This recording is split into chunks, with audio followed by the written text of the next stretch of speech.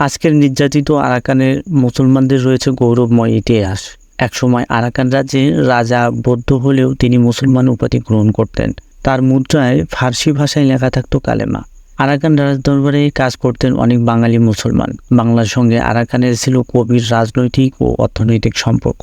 সপ্তম-অষ্টম শতাব্দীতে রোহিঙ্গা জনগোষ্ঠীর উদ্ভব হয়। প্রাথমিকভাবে মধ্যপ্রাচ্যীয় মুসলমান ও স্থানীয় আরাকানিদের সংমিশ্রণে রোহিঙ্গা জাতির উদ্ভব। পরবর্তী সময়ে চানকাইয়া, রাখাইন, আরাকানি, বার্মিজ, বাঙালি, ভারতীয়, মধ্যপ্রাচ্য, মধ্য এশিয়া ও দক্ষিণ পূর্ব এশিয়ার মানুষের মিশ্রণে এই জাতি ত্রয়োদশ ও চতুর্দশ শতাব্দীতে পূর্ণাঙ্গ জাতি হিসেবে আত্মপ্রকাশ করে। রোহিঙ্গাদের বসবাসের স্থল রাখাইন রাজ্য। এর আদি নাম আরাকান। সপ্তম শতাব্দীতে বঙ্গোপসাগরে ডুবে যাওয়া একটি জাহাজ থেকে বেঁচে যাওয়া লোকজন পার্শ্ববর্তী উপকূলে আশ্রয় নেন। তারা বলেন, আল্লাহর রহমতে বেঁচে গেছি। সেই রকম থেকেই রোহিঙ্গা জাতির উদ্ভব। এককালে চট্টগ্রামের মানুষ রোয়াং যেত উপার্জনের জন্য। চট্টগ্রাম দীর্ঘ সময় আরাকানের অধীনে ছিল। আরাকানে রোহিঙ্গাদের বসবাসের ঐতিহাসিক পটভূমি রয়েছে। ইতিহাস বলছে রোহিঙ্গারা আরাকানের ভূমিপুত্র। 1430 থেকে 1784 সাল পর্যন্ত 22,000 বর্গমাইল আয়তনের আরাকান স্বাধীন রাজ্য ছিল।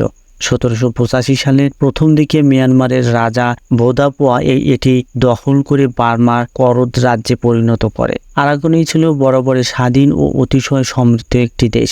মিয়ানমারের বর্তমান বৌদ্ধ সন্ত্রাসীদের আগের নাম মগ। মগরা ঐতিহাসিকভাবেই বর্বর। মগ দস্যুরা বাংলার উপকূল থেকে লোকজন ধরে নিয়ে তাদের কাছে বিক্রি করত।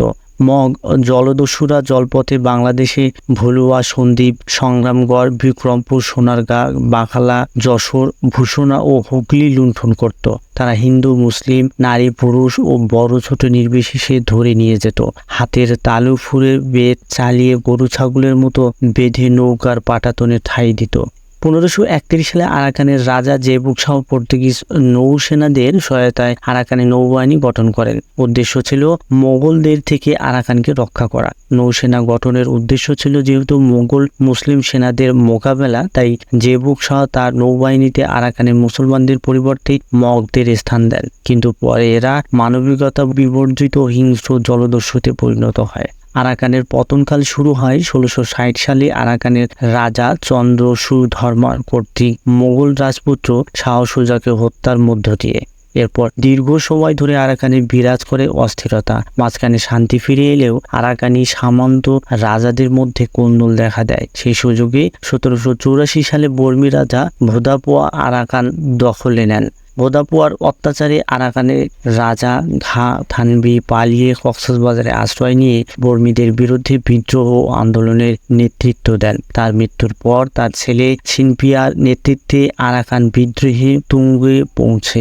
1811 সালে সিনপিয়ার বাহিনী রাজধানী ছাড়া গোটা আরাকান দখল নিলেও পরে পরাজিত হয় বর্মী রাজার সেনাদের কাছে। আরাকানের বিদ্রোহ দমনের জন্য বর্মী রাজা 1811 সালে গোটা বার্মায় প্রত্যেক পরিবার থেকে একজন যুবক, 250 টাকা, একটি বন্দুক, 10টি চকমি পাথর, 2 শির বারুদ, সম ওজনের সীসা, 2টি কুঠার, 10টি লম্বা পেরেক সরবরাহের নির্দেশ জারি করেন।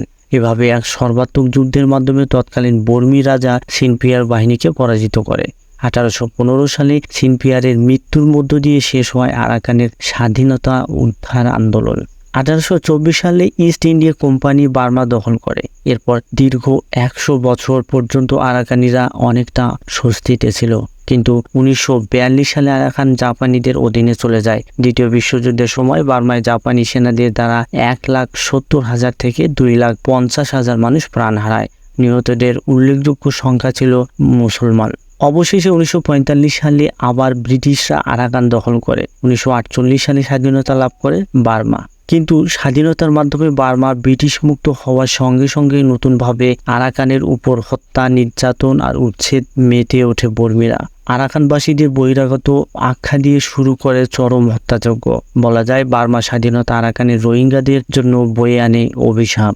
1784 সালের 31 ডিসেম্বর বার্মা রাজা ভোদাপোয়া আরাকান আক্রমণ করে আরাকানকে বার্মার একটি প্রদেশে পরিণত করেন। সে সময় 2 লক্ষাধিক রাখাইনকে হত্যা করা হয়। পরিকল্পিতভাবে বুদ্ধিজীবীদের হত্যা করা হয় যাতে এ জাতির পুনরুত্থানের পথ রুদ্ধ হয়ে যায়। ভোদাপোয়ার উচ্চকর আরব আর বর্মী বাহিনীর অত্যাচারে অতিষ্ঠ হয়ে মগ মুসলিম নির্বিশেষে আরাকানের জনগণ পালিয়ে এসে চট্টগ্রামের বিভিন্ন স্থানে বসবাস শুরু করে। মগরা একজোট হয়ে কক্সবাজার সহ দক্ষিণ চট্টগ্রামের পার্বত্য অঞ্চল থেকে বর্মীদের বিরুদ্ধে যুদ্ধ শুরু করে। জিন্না আরাকানের ব্যাপারে সঠিক ভূমিকা গ্রহণ করলে আজ রোহিঙ্গাদের ইতিহাস ভিন্ন হতে পারত। ব্রিটিশ উপনিবেশিক আমলে আরাকান মিয়ানমার থেকে আলাদা হতে চেয়েছিল, কেননা ঐতিহাসিকভাবে আরাকান মিয়ানমারের মূল ভূখণ্ডের অংশে ছিল না। বর্মিজরা একসময় স্বাধীন আরাকান দখল নেয়। ব্রিটিশ উপনিবেশ ভারত পাকিস্তান স্বাধীনতা আন্দোলনের সময় পূর্ব পাকিস্তান তথা বাংলাদেশ সঙ্গে একীভূত হতেও মত দেয় আরাকান নেতৃত্ব। নিজেদের অবস্থান স্পষ্ট করতে 1946 সালে আরাকান মুসলিম লীগ গঠন করে তারা। কিন্তু জিন্নার ঐতিহাসিক ভুল সিদ্ধান্তের কারণে আরাকান বাংলাদেশের সঙ্গে যুক্ত হতে পারেনি তার স্বাধীন অস্তিত্ব ফিরিয়ে আনতে। পূর্ব পাকিস্তানের সঙ্গে যুক্ত না করলেও সে সময় তাদের স্বাধীন থাকার সুযোগ করে দেয়া যেত, কিন্তু এ সুযোগ হাতছাড়া হয়ে যায়। এর দায় জিন্নার। তিনি আদৌ মুসলিম ছিলেন কিনা সে ব্যাপারেই অনেকের সন্দেহ। জিন্না ছিলেন খোজা মুসলিম। হিন্দু লোহানা জাতি থেকে ধর্মান্তরিত হয়েছে তারা। এরা শিয়া সম্প্রদায়ভুক্ত। বার্নার্ড লিউইস খোজাদের বিবরণ দিতে গিয়ে বলেছেন, এরা মুসলিম আচ্ছাদনের তলায় হিন্দু মনোভাবাপন্ন।